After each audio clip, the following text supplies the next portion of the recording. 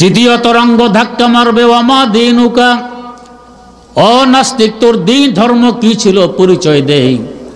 দুনিয়া থাকাকালীন দিন ধর্মের ধারেনি, জবাব দিবে চিনি না আমার দিন ধর্ম কি ছিল। তৃতীয় তরঙ্গ ধাক্কা মারবে, ওমান নবিয়ুকা, ও নাস্তিক তোর নবী কে ছিলেন তাকে চিনস কিনা পরিচয় দে। দুনিয়া থাকাকালীন যে নবীর তরিকার ধারেনি, উল্টা নবীর ইজ্জত নিয়ে ছিনিমিনি খেলেছিল, নবীকে নিয়ে কটাক্ষ করেছিল, জবাব দিবে হা হা লা আদরি, আফসোস আফসোস কে আমার নবী আমি তাকে চিনি না। সুযোগ পেলে আলেম সমাজ বলতে পারবেন, বাসলে এবার আমার কথা হিসেবে কর পিছে, তোমায় দেখি জীবন খানা 16 আনাই মিছে। ও নাস্তিক দুনিয়া থাকা অবস্থায় চারানার মোল্লা বলে আমাদেরকে গালি দিতে, ওই চারানার ইমান দিয়ে সাঁতার কেটে কবর নামক নদী পাড়ে দিয়ে জান্নাতে পৌঁছতে পারবো ইনশাআল্লাহ। কিন্তু এই চারানার ইমান না শাখার দরুন, না শিখার দরুন আমরা তো দেখতে পাচ্ছি তোমার জীবনের 16 আনাই কবর নামক নদীতে তলিয়ে যাচ্ছে, ওর নিচেই তো হলো জাহান্নাম। বাসলে এবার আমার কথা হিসেবে করো পিছে, তোমায় দেখি জীবন খানা 16 আনাই মিছে। আমরা এই জগতের জন্য কেউ স্থায়ী নই। অল্প কিছু সময় এখানে অবস্থান করে এখান থেকে আবার বিদায় নিয়ে যাব। এই বিদায় সম্পর্কে আল্লাহ পাক বলেন, আইনামা তাকুনু ইউদরিকুমুল মাউত, তোমরা যেখানেই থাকো না কেন মওত তোমাদেরকে ধরেই ফেলবে। যদিও তোমরা মজবুত কিল্লায় আশ্রয় গ্রহণ করে থাকো, মওত আমাদেরকে ধরবে, সন্দেহের কোনো অবকাশ নেই। তবে বুঝার বিষয় কেন ধরবে এবং কিভাবে ধরবে। দুইটি প্রশ্নের উত্তর বুঝার লক্ষ্যে প্রথমে সংক্ষেপে মানব ইতিহাস একটু বুঝে নেওয়ার চেষ্টা করি। মানব ইতিহাস হলো আল্লাহ পাক আমাদের আদি পিতা সাইয়্যিদিনা হযরত আদম আলা নবিয়িনা ওয়া আলাইহিস সালাতু ওয়াস সালামকে সৃষ্টি করার পর তার পৃষ্ঠ মোবারকে কুদরতি ডান হাত রাখেন। এতে করে তার কিয়ামত পর্যন্ত আনেওয়ালা প্রত্যেকটি সন্তান সন্ততি বেরিয়ে আসে। এরপর তার পৃষ্ঠ মোবারকে পুনরায় আল্লাহ পাকের কুদরতি বাম হাত রাখেন। এতে করে তার কিয়ামত পর্যন্ত আনেওয়ালা প্রত্যেকটি বদকার সন্তান সন্ততি বেরিয়ে আসে। কুদরতি ডান হাতের বরকতে নেককার সন্তান সন্ততি বেরিয়ে আসে, আর বাম হাত রাখার পর বদকার সন্তান সন্ততি বেরিয়ে আসে। এক কথায় কিয়ামত পর্যন্ত আনেওয়ালা প্রত্যেকটি সন্তান সন্ততি চাই নেককার হোক চাই বদকার হোক বেরিয়ে আসে। এরপর আল্লাহ পাক সকলের থাকার ব্যবস্থা করেন বেহেশতে।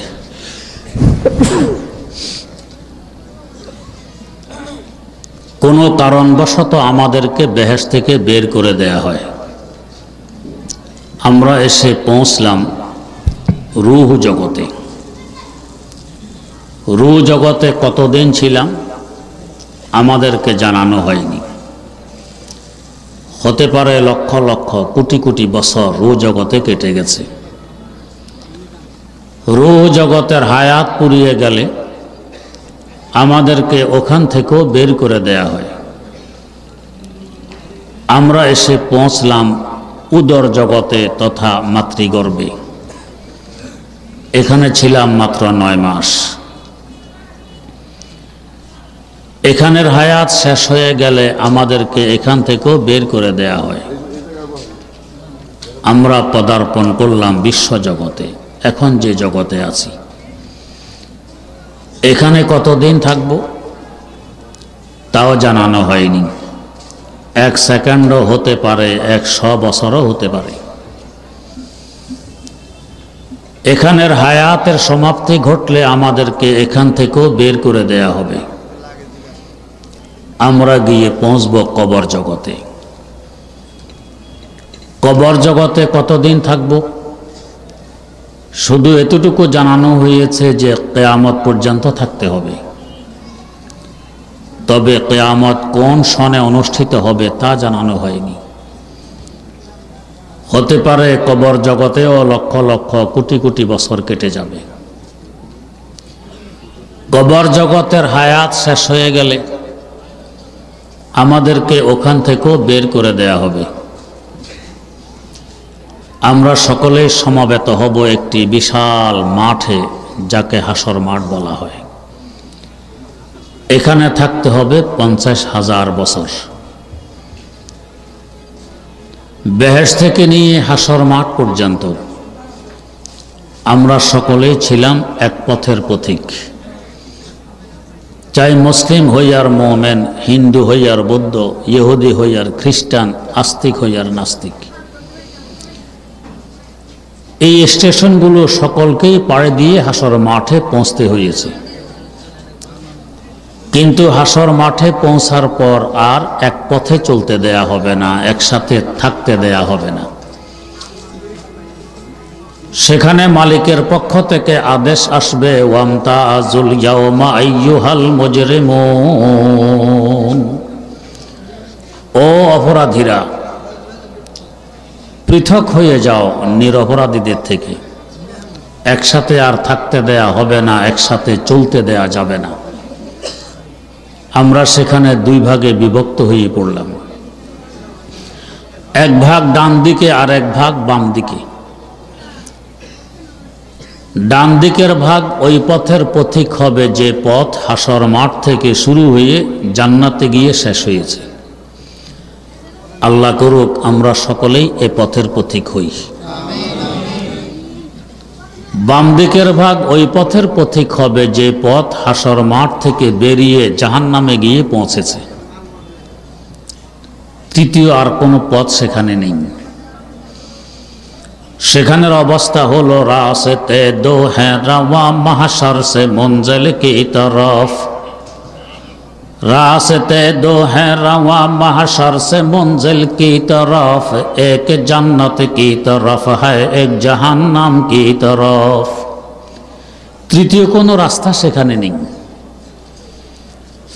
যদি কপাল ভালো থাকে এই ধরনের মাহফিলগুলো থেকে শিক্ষা গ্রহণ করে বাপের সুপুত্র হিসাবে নিজকে নিজে পরিচিত করতে পারি, তাহলে ইনশাআল্লাহ ডান পথের পথিক হয়ে জান্নাতে পৌঁছতে পারব। খোদা না করুক যদি এর ব্যতিক্রম ঘটে, বাম পথের পথিক হয়ে জাহান্নামে ঢোকা ছাড়া আর কোনো গতি নেই। এই যে কতগুলো স্টেশন পাড়ি দিলাম,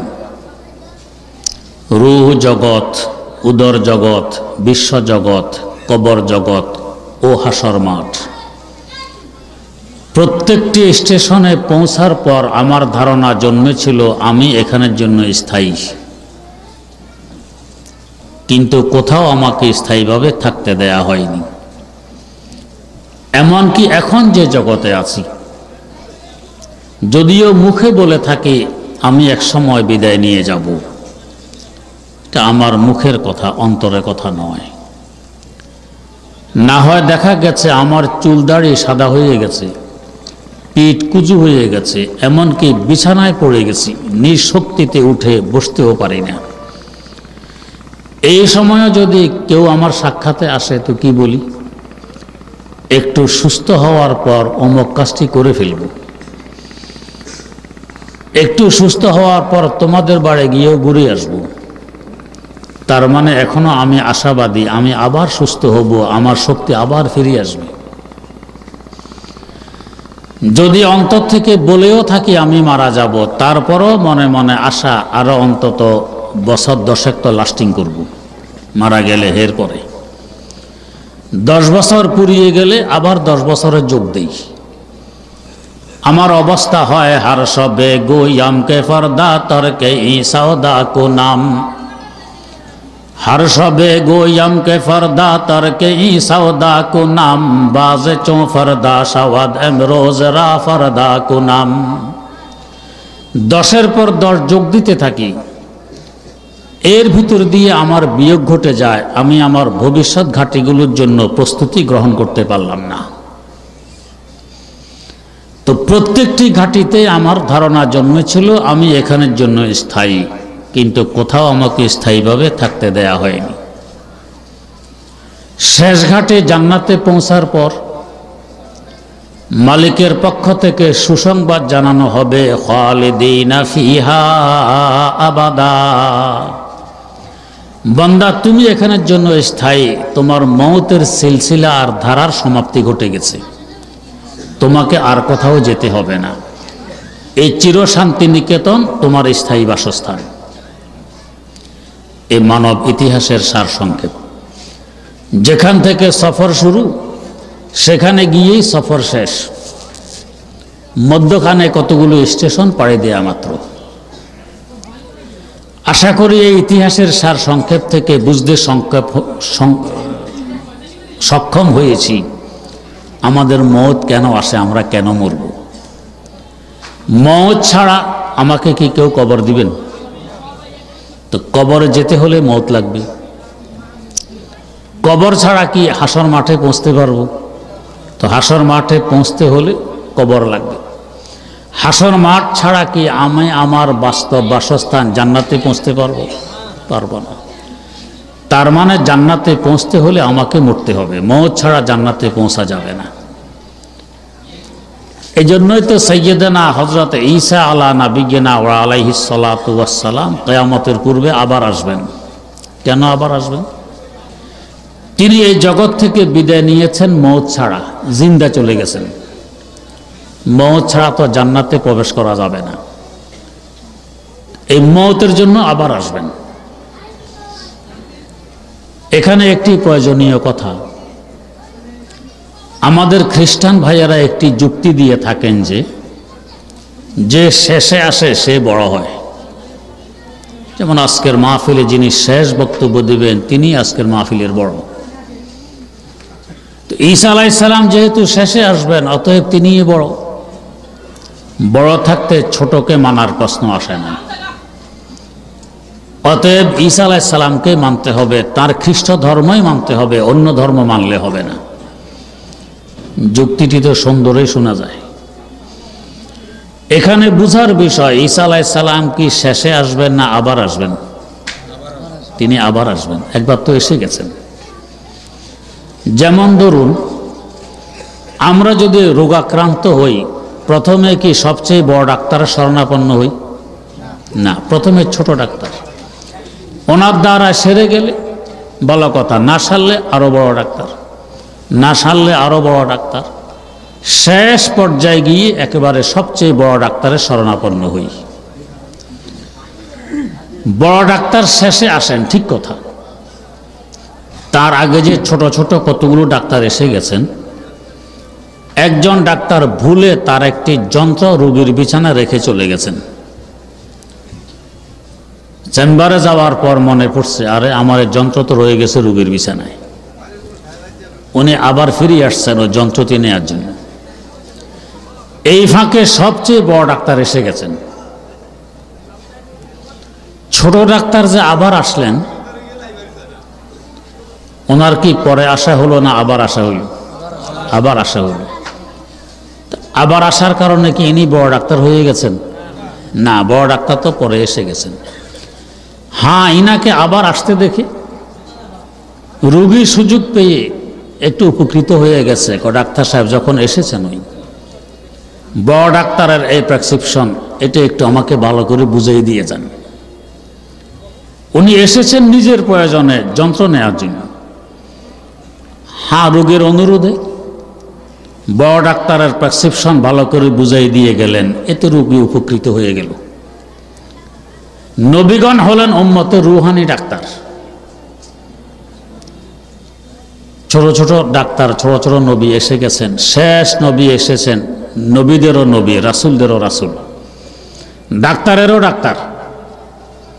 বরং এমন ডাক্তার যার সুদৃষ্টি পড়লে রোগীও ডাক্তারে পরিণত হয়। जो न थे खुद राह पर गैरों के हादी बन गया, जो न थे खुद राह पर गैरों के हादी बन गया, क्या नजर थी जिसने मुर्दों को मसीहा कर दिया। उनर सुदृष्टिते सोয়া লক্ষ সাহাবা কেরাম উম্মতের রুহানি ডাক্তার হয়ে গেছেন। ইনি সর্বশেষ এসেছেন সবচেয়ে বড় ডাক্তার।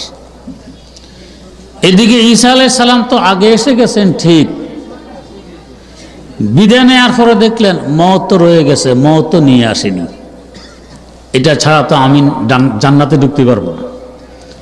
আবার আসছেন মওতের জন্য, এটা নিজের প্রয়োজন। হ্যাঁ, উম্মত তাকে দেখতে পেয়ে যে হুজুর যখন আসছেন ওই শেষ বড় ডাক্তারের প্রেসক্রিপশন কোরআন ও হাদিস, এই যুগের সাথে মিল দিয়ে আমাদেরকে একটু বুঝাইয়ে যান।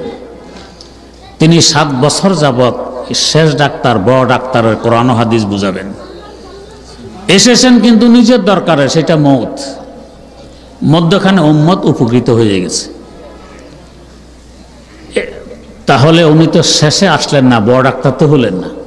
বড় ডাক্তার যিনি শেষে এসেছেন, খাতামুল আম্বিয়া খাতামুর রসুল হযরত মুহাম্মদ মুস্তাফা সাল্লাল্লাহু আলাইহি ওয়াসাল্লাম, তিনি যেহেতু শেষে এসেছেন তো তিনিই বড়, অতএব তাকে মানতে হবে, আগের ছোট ডাক্তার মানলে হবে না। এখানে আবার তারা বলেন আগের নবীগণ হক না বাতিল। আমাদের কি আকীদা? হক, সকল নবী হক, একজনও বাতিল নন। যখন তোমাদের আকীদা সকল নবী হক, তো ঈসা আলাইহিস সালামও নবী, তিনিও হক, তো হক মানতে অসুবিধা কোথায়? খ্রিস্ট ধর্ম মানতে সমস্যা কোথায়? এই ধর্মই তো মানা যায়। আরেক যুক্তি পরিষ্কারভাবে বুঝার লক্ষ্যে একটি দৃষ্টান্ত বুঝে নিন। আমরা যেদিন জন্ম নিয়েছিলাম ওই দিনও তো আমাদেরকে একটি জামা পরানো হয়েছিল। নবজাত শিশুকেও জামা পরানো হয় প্রথম দিন। এই প্রথম দিনে জামা বানাইতে কতটুকু কাপড় লাগে? 1 গজের হয়তো 4 ভাগের 1 ভাগ। এই বাচ্চার বয়স যখন 6 মাস হয়, এখন তার জন্য জামা বানাইতে কাপড় লাগে আধা গজ। বাচ্চার বয়স যখন 6 বছর, এখন লাগে 1 গজ। বয়স যখন 12 বছর, এখন লাগে 2 গজ। বয়স যখন 30 বছর, এখন লাগে 3 গজ। এই 30 বছর পর্যন্ত মানুষের দৈহিক বাড়তি চলতে থাকে, এরপরে আর মানুষ বাড়ে না, বড় হয় না, শেষ। এখন জামা বানাইতে হলে টেইলারের কাছে যাওয়ারও দরকার হয় না, ওই 30 বছরের জামাটি পাঠিয়ে দিলে ওই জামার মাপে বানাই দিলেই জামা আমার দেহে ফিট হয়, এটা শেষ মাপ। এক ব্যক্তির আম্মা তার প্রথম দিনের জামা থেকে নিয়ে 30 বছর পর্যন্ত সকল জামা সংরক্ষণ করে রেখে দিয়েছে। এই বেচারা 40 বছর বয়সে সব জামাগুলো বের করে দেখে বলে ইন্না লিল্লাহ। এই 1 বিঘা লম্বা একটা জামা বানাইলো টেইলার, আবার 1 হাত লম্বা জামা বানাইলো, 2 হাত লম্বা বানাইলো, এরা টেইলারও নয়, টেইলারের জাতও নয়। আমার জামা বানাইতে কাপড় লাগে 3 গজ, আর হে 1 গজের 4 ভাগের 1 ভাগ দিয়ে জামা বানাইছে। আধা গজ দিয়ে জামা বানাইলো, 1 গজ দিয়ে বানাইলো, 2 গজ দিয়ে বানাইলো। টেইলারও নয়, টেইলারের জাতও নয়, একটা জামাও হয়নি, সব টেইলার ভুল। তার এই মন্তব্যটা ঠিক না বেঠিক? বেঠিক, ঠিক নয়। সব টেইলার সঠিক ছিল, টেইলারের জাত ছিল। তো যদি সঠিক হয় তাহলে আমার প্রথম দিনে জামা আমি এখন গায়ে দিব, যেহেতু টেইলার তো হক সঠিক ছিল। পারবে গায়ে দিতে? পারবে না। টেইলার হক ছিল, সঠিক ছিল, তারপরও তার বানানো জামা এখন গায়ে দেয়া যাবে না। কেন যাবে না? দেহ এখন বড় হয়ে গেছে, ওই প্রথম দিনের জামা এই দেহে এখন ডুববে না। তারপরও যদি ব্যবহার করতে চায়, বেশির থেকে বেশি নাক মুছতে পারবে, নাক মুছে ফেলে দিতে হবে। হ্যাঁ, বেশির থেকে বেশি স্মৃতি হিসাবে রেখে দিতে পারবে ঘরে, যে এটা আমার প্রথম দিনের জামা, এটা 6 মাস বয়সের জামা, এটা 6 বছর বয়সের জামা, এটা 12 বছর বয়সের জামা। স্মৃতি হিসাবে ঘরে রাখা যাবে, ব্যবহার করার যোগ্য নয়। ব্যবহার করতে হলে 30 বছরের যেই মাপ, এই মাপেই এখন জামা ব্যবহার করা লাগবে, অন্য মাপ দিলে চলবে না। এবারে আসুন, উম্মতের রুহানি জামা হলো শরীয়ত, নবীদের আনিত শরীয়ত। উম্মত যখন এই জগতে পদার্পণ করেছে আদম আলাইহিস সালামের মাধ্যমে, রুহানি দেহ এখন ছোট, তাই শরীয়তও ছোট, অল্প কিছু মাসালা মাসাইল। আস্তে আস্তে উম্মতের রুহানি বয়স বাড়তে, শরীয়তও বড় হচ্ছে, হতে হতে শেষ নবীর শরীয়ত, শরীয়তে মুহাম্মদী, যাকে ইসলাম বলা হয়, উম্মতের রুহানি বাড়তি শেষ, এটা শেষ মাপ এসে গেছে। কিয়ামত পর্যন্ত এই মাপে চলবে। মা আনা আলাইহি ওয়া আসহাবি, আমি এবং আমার সাহাবার আদর্শ হলো এই উম্মতের রুহানি জামার মাপকাঠি, এটা চলবে কিয়ামত পর্যন্ত। আগের নবীগণ তাদের আনিত রুহানি জামা, যাকে শরীয়ত বলে, সঠিক ছিল ওই সময়ের জন্য, যখন রুহানি দেহ ছিল ছোট। এখন যদি কেউ ওই রুহানি জামা আগের নবীর শরীয়ত ব্যবহার করতে যায়, এটা এই রুহানি দেহে এখন ফিট হবে না, রুহানি দেহ এখন বড় হয়ে গেছে। হ্যাঁ, বেশি থেকে বেশি স্মৃতি হিসাবে রেখে দিতে পারবে তাওরাত ইনজিল, ঘরে মাঝে মধ্যে দেখবে এটা তাওরাত, এটা ইনজিল, তাও সঠিক তাওরাত ইনজিল তো নেই, সব পরিবর্তন হয়ে গেছে। তারপরও স্মৃতি হিসাবে রাখতে পারবে, ব্যবহার উপযোগী রয়নি। তারপরও যদি কেউ ব্যবহার করতে চায় তো কেমন হবে? এক বেটা টেইলারের কাছে কাপড় নিয়ে গেছে জামা সিলাইতে, দেহের মাপটাপ দিয়ে বাড়ি আসতেছে, আধা পথে আসার পরে মনে করছে একটু কাপড় তো বাঁচতেও পারে, টেইলার তো কিছু বলল না, একটু কাপড় বাঁচলে জামার সাথে একটি টুপিও তো হতে পারে। আবার ফিরে গেছে টেইলারের কাছে, টেইলার সাহেব কি জামা সিলানোর পর কি একটি টুপিও সিলানো যাবে? কয় জি যাবে। তাহলে জামার সাথে একটি টুপি সিলাই দিবেন। আচ্ছা, আবারও আধা পথে আসার পর ওই কথা মনে, টুপি তো দুইটিও হতে পারতো, টেইলার তো কিছু বলল না, তা কাপড় চুরি করার বুদ্ধি। আবার ফিরে গেছে, টেইলার সাহেব কি জামার পরে কি দুইটি টুপি সেলাই করা যাবে? কয় জি যাবে। তাহলে টুপি দুইটি সেলাই করে দিবেন। আচ্ছা, আবারও আধা পথে আসার পর ওই কথা মনে, টুপি তো তিনটিও হতে পারতো, টেইলার তো কিছু বলল না, বাকি কাপড় তো সে চুরিয়ে করবে। আবার ফিরে এসে, টেইলার সাহেব জামার সাথে কি তিনটি টুপি সেলাই করা যাবে? কয় জি যাবে। তাহলে তিনটি সেলাই করবেন। এইভাবে 10 বারের 10 টুপির অর্ডার। 11 বারের সময়ও আধা পথে আসার পর আবারও ওই কথা মনে, টুপি তো 11টিও হতে পারে, টেইলার তো কিছু বলল না, বোধহয় চুরিয়ে করো।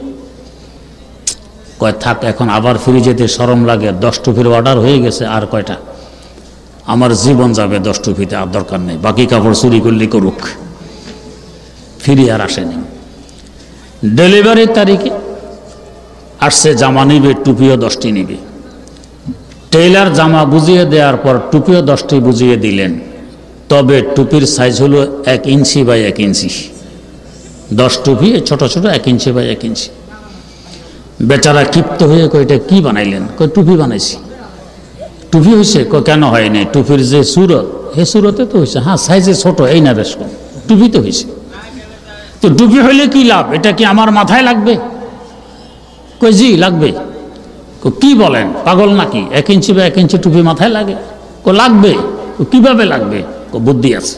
কি বুদ্ধি? আপনি টুপিগুলো সুতার মধ্যে গেঁথে ঘরের দুয়ারে ঝুলাইয়ে রাখবেন, ঘরে ঢুকতেও একবার মাথায় লাগবে, বাইরে হইতেও মাথায় লাগবে। তো এই মাথায় লাগলে কি লাভ হবে? তো এই টুপি যেরকম ঘরে ঢুকতে মাথায় লাগবে, বাইরে হইতে মাথায় লাগবে, আগের নবীদের দিনগুলো যদি এখন কেউ মানতে যায় তো এরকম ঝুলে রাখতে পারবেন, ঢুকতেও মাথা লাগবে, বের হইতেও মাথা লাগবে। এটা উম্মতে রুহানি দেহে লাগবে না, দেহ এখন বড় হয়ে গেছে। यतीमे के ना कर दकर आदुरुस्त कुतुब खाना ए चांद मिल्लत बसोस्त। এক ইয়তীম মুহাম্মদুর রাসূলুল্লাহ সাল্লাল্লাহু আলাইহি ওয়াসাল্লামের আনিত রুহানি জামায় আগের সকল জামাগুলো রহিত করে দিয়েছে। ওই দিন এখন আর চলবে না, সব রহিত হয়ে গেছে। এখন যদি নাজাত পেতে হয়, জান্নাত পেতে হয়, দুনিয়া আখিরাতে উজ্জ্বলময় জীবন পেতে হয়, তো একমাত্র দিন ইন্না দীনা ইনদাল্লাহিল ইসলাম, ইসলাম ছাড়া অন্য কোনো দিন এখন চলবে না, সব রহিত। যাই হোক, বলার উদ্দেশ্য, আমরা মারা যাই, মওত আসে কেন? জান্নাতে ঢোকার জন্য। তাহলে মওত আনন্দের বিষয় না আতঙ্কের বিষয়? আনন্দের বিষয়। আসল বাড়িতে যাব মওতের মাধ্যমে, এটা আনন্দের বিষয়, আতঙ্ক নয়। কেমন আনন্দ? হযরত হাফেজ শিরাজি রহমতুল্লাহ আলাইহি চেহারায় চিন্তার ছাপ, হাসি খুশি করতে দেখা যায় না। একদিন জিজ্ঞেস করা হইল, হুজুর সবসময় দেখি চেহারায় চিন্তার ছাপ, রং তামাশা করতে দেখি না, হাসি খুশি করতে দেখি না, পেটে কোনো ব্যথা বুথা আছে? হ্যাঁ ব্যথা আছে, তবে পেটে নয়। কোথায় ব্যথা? ব্যথা অন্তরে। কিসের ব্যথা? বোঝো না? এক সময় জান্নাতে ছিলাম আমার আল্লাহর কাছে, তিনি আমার বাস্তব বন্ধু, এখন দূরে সরে গেছি। বাস্তব বন্ধু যদি বন্ধু থেকে দূরে সরে যায়, সে কখনো হাসি খুশি করতে পারে না, সব সময় চিন্তায় মগ্ন থাকে কবে আবার বন্ধু সাক্ষাৎ পাবে। আমিও চিন্তায় মগ্ন, কবে আবার আমার বাস্তব বন্ধু আল্লাহ রাব্বুল আলামিনের সাথে সাক্ষাৎ ঘটবে, দিদার হবে, ওই চিন্তায় চিন্তিত। তো খুশি কোন দিন? তো জবাব দিতেছেন, খরমা রোজে কে যে মঞ্জেলে বয়রা বেরাওয়াম, খরমা রোজে কে যে মঞ্জেলে বয়রা বেরাওয়াম, রাহাতে যা তলবাম ওয়াজ পায়ে জানা বেরাওয়াম, নজর কর দম কে গারা ইয়াদ বসারে ঈদ মে রোজে, তাদর মায়কা দশা দান গজল খাবে রাওয়াম, তাদর মায়কা দশা দান গজল খাবে রাওয়াম। ও প্রশ্নকারী, অন্তরঙ্গ বন্ধু যদি বন্ধু থেকে দূরে সরে পড়ে, বন্ধু কখনো হাসি খুশি করতে পারে না, চিন্তায় মগ্ন থাকে কবে আবার বন্ধুর দিদার হবে, সাক্ষাৎ ঘটবে। আমিও আমার বাস্তব বন্ধু আল্লাহ রাব্বুল আলামিন থেকে দূরে সরে আছি বিদায় সব সময় চিন্তায় মগ্ন থাকি কবে আবার সাক্ষাৎ ঘটবে, কবে দিদার নসিবে জুটবে। অপ্রশ্নকারী, যেদিন আমার মাটির দেহ মাটিতে পড়ে থাকবে, রূহ দেহ ত্যাগ করে বন্ধুর সাথে মিলনের লক্ষ্যে উড়ে চলবে, ওই দিন হবে আমার বাস্তব খুশির দিন।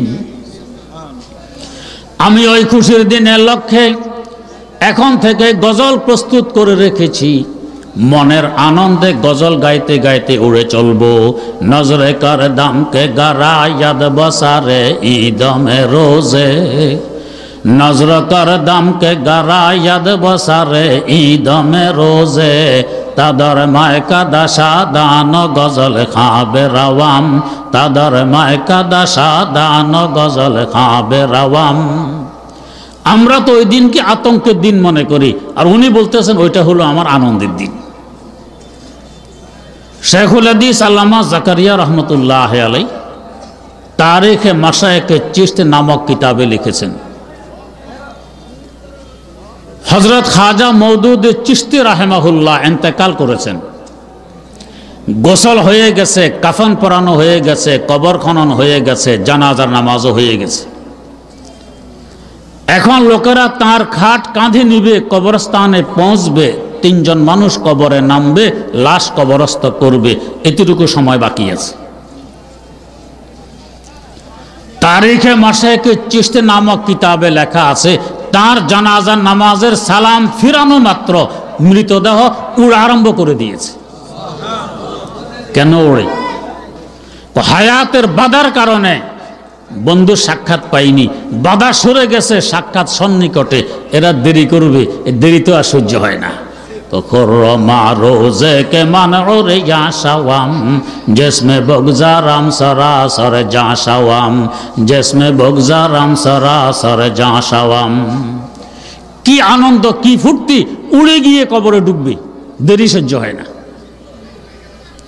তো কথাগুলো সামনে আসলে যারা যুক্তির গোলাম, এগুলো মৌলবীদের বানানো কথাবার্তা, যুক্তিতে ধরে না। সকল কথা সকলের যুক্তিতে না ধরাই যুক্তিসঙ্গত কথা। সকল কথা সকলের যুক্তিতে ধরলে দুনিয়াতে মতানৈক্য সৃষ্টি হতো না, সব একমতে চলত। এক জগতে থাকা অবস্থায় আরেক জগতের কথা যুক্তিতে না ধরাই স্বাভাবিক। যখন আমরা উদর জগতে ছিলাম, এই বিশ্ব জগতের কিচ্ছা কাহিনী মায়ের পেটের সন্তানকে শুনাইলে সে বিশ্বাস করবে। তাকে যদি বলা হইতো, বেটা তুমি এই জায়গার জন্য স্থায়ী নও, এখানে বেশি থেকে বেশি 9 মাস থাকতে পারবে, এরপর তুমি এমন এক বিশাল জগতে পদার্পণ করবে যে জগতের মহাশূন্য দিয়ে প্লেন এবং রকেট উড়াউড়ি করে, যে জগতের স্থলপথ দিয়ে রেল গাড়ি এবং বাস দৌড়াদৌড়ি করে, যে জগতের জলপথ দিয়ে লঞ্চ এবং স্টিমার চলাচল করে, মায়ের পেটের শিশু জীবনও বিশ্বাস করবে? সে বলবে এগুলো সব পাগলের প্রলাপ। আমি হাত পা গুছিয়ে কোনো প্রকার বসে আছি, হাত পা লম্বা করার জায়গা পাই না, আর তুমি রকেট দৌড়ার কথা, রেলগাড়ি চলার কথা, স্টিমার চলার কথা বলছো, সব পাগলের প্রলাপ। কিন্তু মায়ের পেট থেকে বেরিয়ে আসার পর এখন দেখবে সব বাস্তব, প্রলাপ ছিল না। তো তখন কেন প্রলাপ মনে হয়েছিল? তখন সে এক জগতে ছিল, এটা আরেক জগতের কথা, তাই তার যুক্তিতে ধরেনি।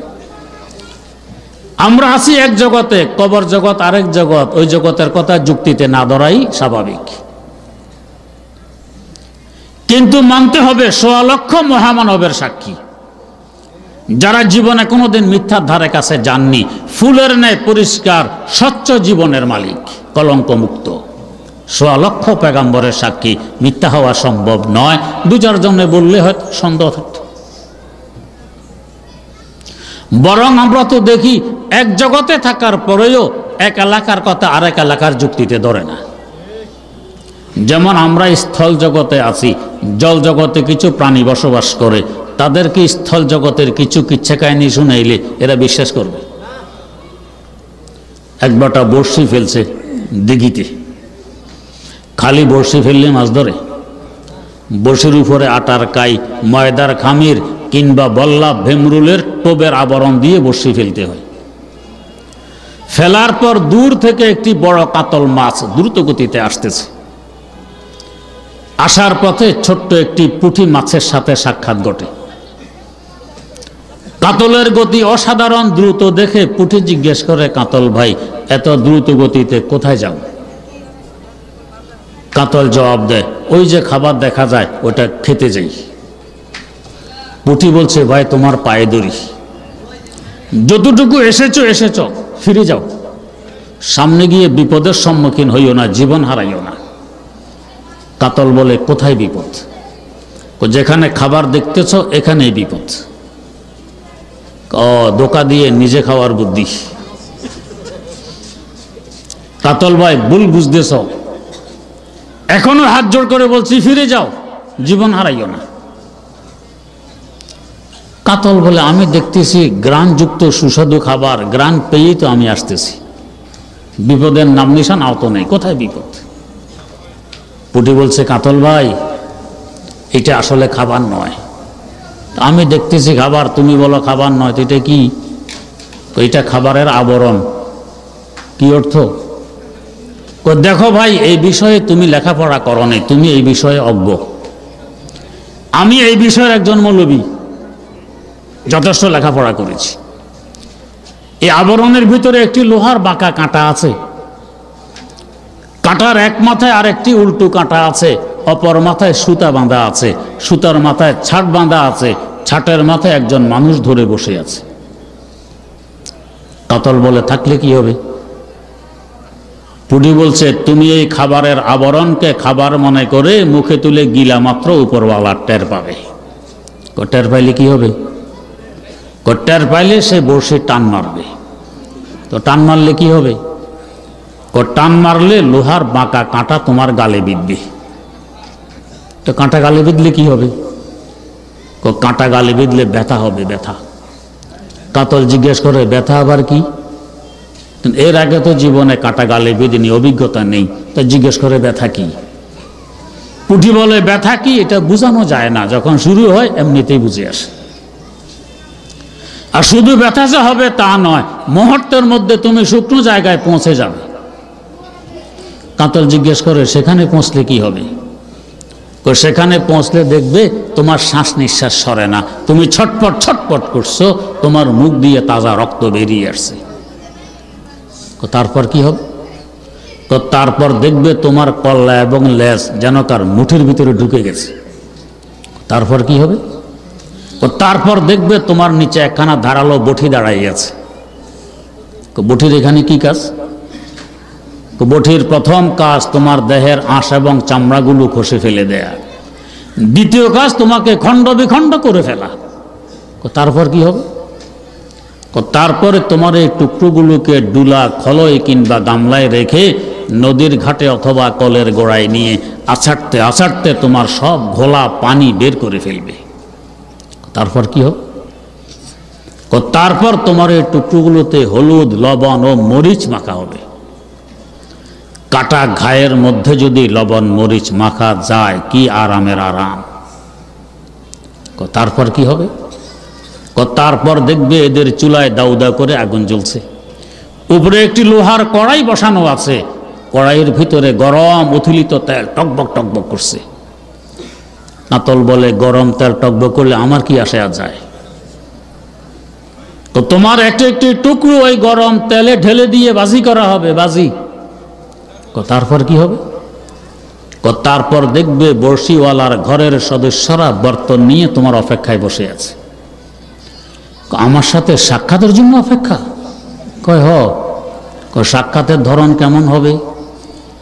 ধরন হবে এদের প্রত্যেকের হাতে 5 কাঁটাওয়ালা কাঁটা চামচ আছে, এই কাঁটা চামচ দিয়ে তোমার কাঁটাগুলো তোমার গোশত থেকে পৃথক করে ফেলবে। তারপর কি হবে?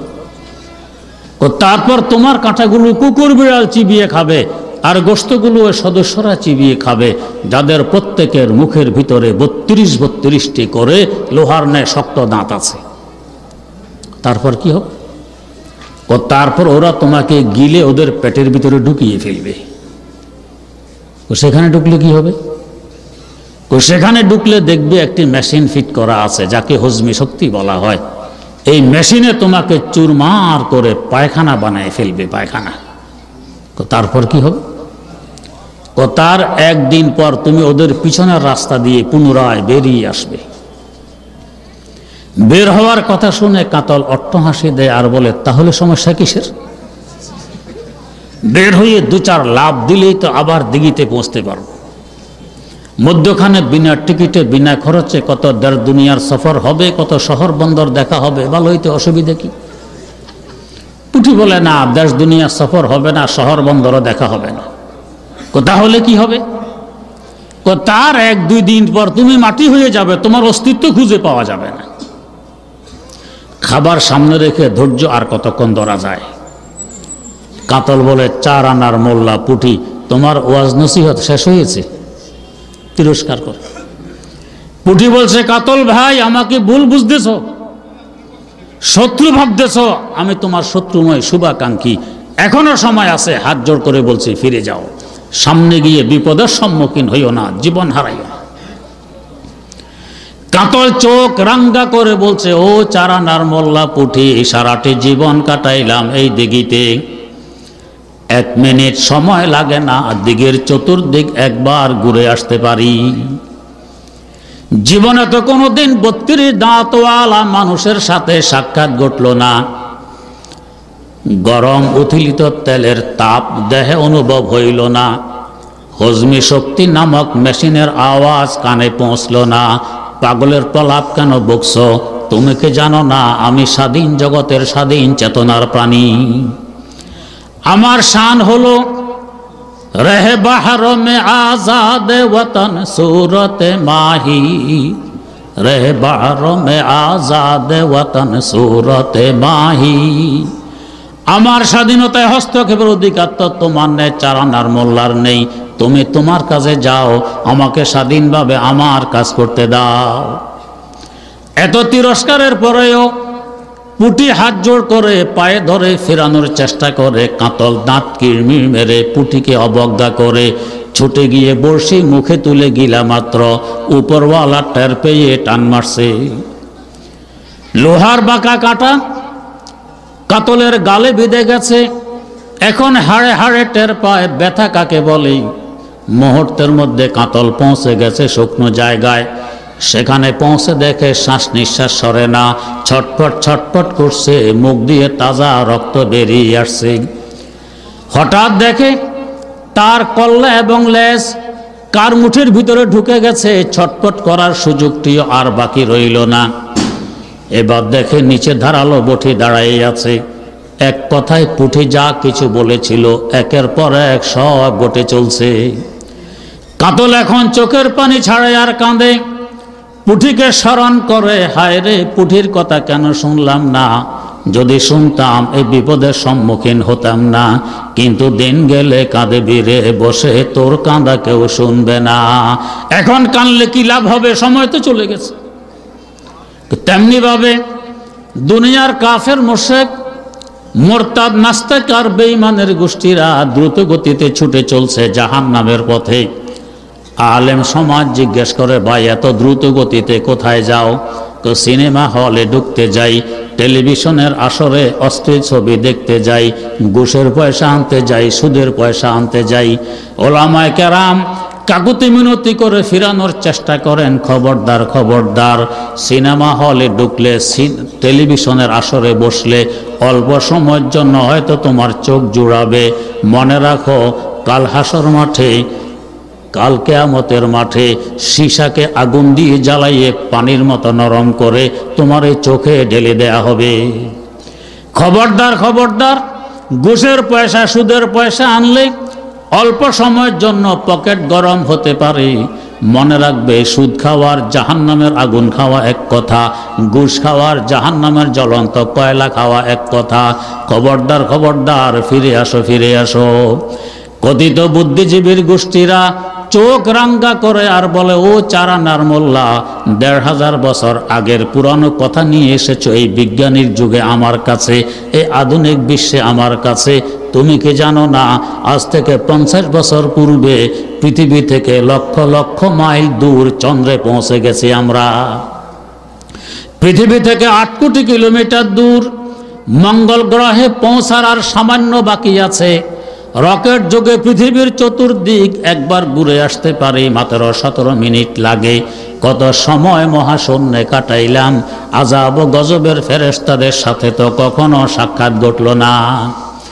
জাহান্নামের আগুনের তাপ দেহে অনুভব হইল না, আযাবের ফেরেশতাদের লোহার ডান্ডার পিটুনির আওয়াজ কানে পৌঁছল না। ও চারানার মোল্লা, পাগলের প্রলাপ কেন বকছো? তুমি তোমার কাজে যাও, আমাকে স্বাধীনভাবে আমার কাজ করতে দাও। আমার স্বাধীনতায় হস্তক্ষেপের অধিকার তো তোমার নেই, চারানার মোল্লার নেই। এত তিরস্কারের পরেও আলেম সমাজ ফিরানোর চেষ্টা করে। রাতের অন্ধকারে মাওলার দুয়ারে তাহাজ্জুদের পর সিজদায় পড়ে চোখের পানি ছাড়ে। মোশে কানা জিন্দেগি সে দিল তু আব ঘবরা গেয়া। মাওলা, তোমার বন্দারা জাহান্নামের পথে চলছে দ্রুত গতিতে, আমার সাধ্য অনুপাতে ফেরানোর চেষ্টা করেছি, বন্দা ফিরে না। মাওলা, বন্দার অন্তর তো তোমার কুদরতি হাতে, তোমার দরবারে ফরিয়াদ, এ বন্দার অন্তরটা একটু তোমার দিকে ফিরাই দাও না। বসর জুড়ে কলবয়ে কারে তোরা, কলবহা কাল্লে তোফাইলে মোস্তফা, কলবহা কাল্লে তোফাইলে মোস্তফা। তারপরও বান্দা ফিরে না। প্রলাপ মনে হয়, কবর জগতে গিয়ে দেখো সত্য কি অসত্য। আল্লামা জালালউদ্দিন রুমি রহমতুল্লাহ আলাইহি মুসনাদে শরীফে লিখেছেন, এমনই এক নাস্তিক সফর করতেছে, পথে এসে গেছে নদী, পাড়ি দেওয়ার জন্য খেয়া নৌকায় উঠেছে। কিছু দূর যাওয়ার পর মাঝিকে প্রশ্ন করে, এই মাঝি বেটা, বলো তো নদীতে জোয়ার ভাটা কেন হয়? মাঝি বলছে, স্যার আমি মূর্খ মানুষ, জোয়ার ভাটা কেন হয় এগুলো আমি বুঝি টুঝি না। আহা, জীবন শেষ করেছ নদীতে, নদীতেও জোয়ার ভাটা কেন হয় বোঝো না? তোমার জীবনের তো চারা নাই, বৃথা। আর একটু দূর গিয়ে আবার, এই মাঝি বেটা, বলো তো সাগরে পানি লবণাক্ত কেন? স্যার আগে বলেছি মূর্খ মানুষ, সাগরে পানি কেন লবণাক্ত আমি এগুলো বুঝি না। আহা, পানিতে জীবন শেষ করেছ, সাগরের পানি কেন লবণাক্ত হয় বোঝো না? জীবনে তো আটা নাই বৃথা। আর একটু পরে আবার এই মাঝি বেটা বলো তো চন্দ্রগ্রহণ সূর্যগ্রহণ কেন হয়? স্যার জমিনে থেকে জমিনের খবর দিতে পারলাম না, আকাশের খবর দিব। আহা, তোমার জীবনের তো 12 আনাই বৃথা। এতক্ষণে নৌকা নদীর মধ্যখানে পৌঁছে গেছে। হঠাৎ ঈশান কোণ থেকে কালবৈশাখীর ঝড় আরম্ভ হয়। ঢেউয়ের পর ঢেউ, তরঙ্গের পর তরঙ্গ নৌকায় ধাক্কা মারছে, নৌকা হাবুডুবু খাচ্ছে। নাস্তিকের চোখ এরকম বড় বড় লাল রঙের করছে। মাঝি বলছে, কি স্যার আমাকে ধরবেন নাকি? কই কি এই সময় আমার সাথে মজাক করো? না স্যার, প্রশ্নের উত্তর দিতে পারলাম না। চোখ না হয় এত বড় করছেন কেন, লাল করছেন কেন? দেখো না ঝড় উঠেছে। তো স্যার ঝড় উঠলে কি হবে? ঝড় উঠলে নৌকা ডুববে না। তো স্যার নৌকা ডুবলে কি হবে? নৌকা ডুবলে আমরা ডুবে মরবো না। তো স্যার কেন মরবেন? সাঁতার জানেন না, সাঁতার শিখেননি? না রে মাঝি, আমি তো সাঁতার শিখিনি, আমি তো সাঁতার জানি না।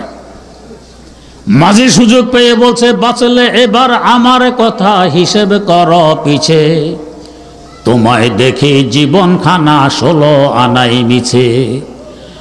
ও বুদ্ধিজীবী, ও নাস্তিক, এতক্ষণ যাবৎ 4 আনা করে আমার জীবনের 12 আনাকে বৃথা বলে আখ্যায়িত করেছ।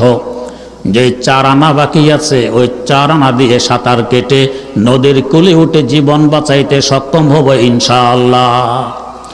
কিন্তু আমি তো দেখতে পাচ্ছি এই 4 আনার সাঁতার না শিখার দরুন তোমার জীবনের 16 আনাই এই নদীতে তলিয়ে যাচ্ছে। তোমায় দেখি জীবন খানা 16 আনাই মিছে। তো তেমনি ভাবে এই কথিত নাস্তিক আর বুদ্ধিজীবীরা আলেম সমাজকে 4 আনার মোল্লা বলে গালি দেয়। কবর নামক নদী যখন পাড়ে দিতে আরম্ভ করবে, প্রথম তরঙ্গ ধাক্কা মারবে, মার রব্বুকা। ও নাস্তিক, তোর পালন কর্তাকে, তাকে চিনস কিনা, পরিচয়টা দিয়ে যা। দুনিয়া থাকাকালীন মনে করতো ব্যবসা আমাকে খাওয়ায়, চাকরি আমাকে খাওয়ায়, চাষাবাদ আমাকে খাওয়ায়, আবার পালন কর্তাকে জবাব দিবে হা হা লা আদরি, আফসোস আফসোস, কে আমার পালন কর্তা, তাকে আমি চিনি না। পালন কর্তা আছে একজন, চিনি না। একজন মহিলা এক হুজুরকে দাওয়াত করছে, খানা খাওয়াবে। হুজুর যাওয়ার সময় একটা ছোট বাচ্চাও সাথে নিয়ে গেছেন। মহিলা পর্দানেশীন, ঘরের মধ্যখানে পর্দা ঝুলিয়ে এক পাশে মহিলা আর পর্দার আড়ালে হুজুরকে বসতে দিল। পর্দার নিচ দিয়ে মহিলা বিরিয়ানির গামলা ঠেলে দেয়, মাছের পেয়ালা ঠেলে দেয়, গোশতের বাটি ঠেলে দেয়, হুজুর খায়। ছোট ছেলে খাওয়া দাওয়া বন্ধ করে পর্দার দিকে তাকাই আশ্চর্য হয়ে বসে আছে। একটু পর হুজুর জিজ্ঞেস করেন, এই বেটা খাওয়া দাওয়া বন্ধ করে ওই দিকে কি দেখো? পর্দা দেখি। কি হয়েছে পর্দার? হুজুর দেখেন না, পর্দার ভিতর থেকে বিরিয়ানি বের হয়, পর্দার ভিতর থেকে মাছ বের হয়, গোশত বের হয়। এই পর্দা মহিলা পাইলো কই? আমরা যদি এমন একটি পর্দা পাইতাম, বিরিয়ানি মাছ গোশত বের করতাম আর খাইতাম, আর চিন্তা ফিকির ছিল। হুজুর বলে, ব্যাক কলার করে ব্যাক কল, এই পর্দার ভিতর থেকে বের হয়। তোর দূরদর্শিতার অভাব, তোর দৃষ্টি পর্দা পর্যন্ত সীমিত, তাই দেখছিস পর্দা থেকে বের হয়। পর্দার ওই পাশে একজন মানুষ বসে আছে, ও ঠেলে দেয়। সে ঠেলে না দিলে পর্দার বাফের ক্ষমতা আছে, বিরিয়ানি আর মাছ গোশত বের করতে পারে। তো যাদের দূরদর্শিতার অভাব, তারা মনে করে জমিন আমার রিজিক দেয়, ব্যবসা রিজিক দেয়, চাকরি বাকরি রিজিক দেয়। যাদের দূরদর্শিতা আছে তারা দেখে এগুলো সব পর্দা, পিছনে আমার মাওলার কুদরতি হাত। ই সব বাহাদর নজর হা পর্দা হাস্তে, দর হাকিকত ফাড়েলে হার শায়ে খোদাস, দর হাকিকত ফাড়েলে হার শায়ে খোদাস। আমার মাওলা পিছন দিয়ে না দিলে জমির বাফের ক্ষমতা নেই রিজিক দিতে পারে, ব্যবসার বাফের ক্ষমতা নেই রিজিক দিতে পারে। যদি এগুলিও দিত, জমির ফসল কখনো নষ্ট হইত, ব্যবসা কখনো লস হইত। আমার মাওলা ঠেলে দেয়। তো যে মাওলাকে চিনে নেয়, দেখে নেয়, জবাব দিবে আমি চিনি না কে রিজিক দাতা। তৃতীয় তরঙ্গ ধাক্কা মারবে, ওয়ামা দিনুকা। ও নাস্তিক, তোর দিন ধর্ম কি ছিল পরিচয় দেই। দুনিয়া থাকাকালীন দিন ধর্মের ধারেনি। জবাব দিবে চিনি না আমার দিন ধর্ম কি ছিল। তৃতীয় তরঙ্গ ধাক্কা মারবে অমান নবিয়ুকা। ও নাস্তিক, তোর নবী কে ছিলেন তাকে চিনস কিনা, পরিচয় দে। দুনিয়া থাকাকালীন যে নবীর তরিকার দাঁত ধারেনি, উল্টা নবীর ইজ্জত নিয়ে ছিনিমিনি খেলেছিল, নবীকে নিয়ে কটাক্ষ করেছিল, জবাব দিবে হা হা লা আদরি, আফসোস আফসোস কে আমার নবী, আমি তাকে চিনি না। সুযোগ পেলে আলেম সমাজ বলতে পারবেন, বাসলে এবার আমার কথা হিসেবে কর পিছে, তোমায় দেখি জীবন খানা 16 আনাই মিছে।